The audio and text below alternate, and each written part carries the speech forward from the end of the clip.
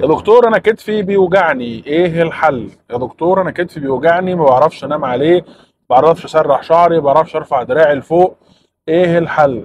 اتكلمنا في فيديوهات قبل كده عن اشهر مشكلة في مفصل الكتف، هي التهاب وتر الكتف. ببساطة شديدة تخيل معايا بكرة اللي بترفع العفش لفوق دي وفيها حبلين. الحبل المفروض بيتحرك في البكرة في مجرى ناعمة علشان ما يحكش.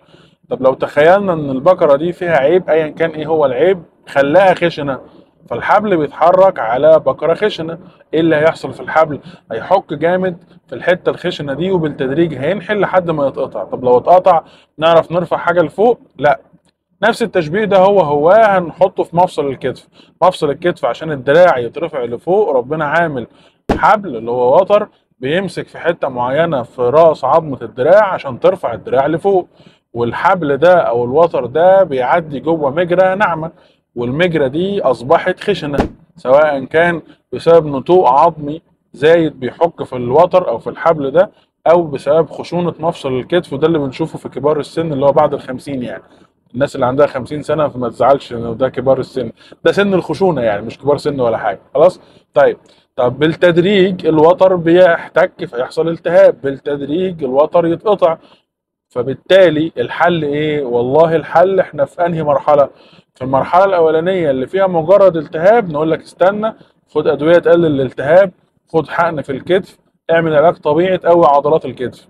طب يا دكتور لا ده انا عندي قطع واللي انت قلته كله ده انا عملته وما جابش نتيجة، يبقى ساعتها الحل بالمنظار نصلح قطع وتر الكتف. زمان كنا بنعمل فتحة كبيرة عشان نصلح القطع، دلوقتي بقت كلها فتحات صغيرة نقدر منها نصلح الوتر اللي مقطوع وتنتهي المشكلة. طب يا دكتور انا ما بعرفش ارفع دراعي، عندي قطع كبير في الوتر، بقالي كتير بعاني وعملت علاج وعلاج طبيعي وحقن ومفيش اي حاجة جايبة نتيجة، وعايزك تشوف لي حل غير العملية. احب اقول لك خد الكشف بتاعك او اقلب على الفيديو بتاعي ما تتفرجش عليه، لان ده مش موجود في الطب.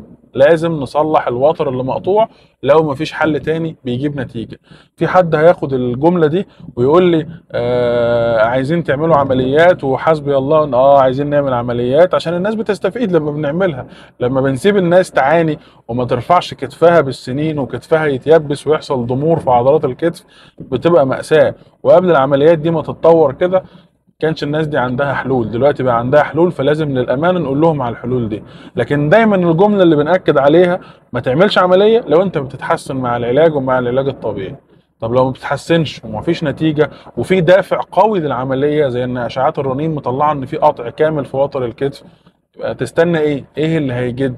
يبقى ساعتها الانتظار ما هو الا تضييع للعمر، تضييع للنعم ربنا، ان في حل ربنا من علينا كبني ادمين وكبشريه والعلم اداهولنا ان احنا نقدر نفيدك بيه. في الختام افتكر انك هتعيش مره واحده، حاول تعيشها بصحه وسعاده على قد ما تقدر، وافتكر دايما ان الامل موجود. والسلام عليكم.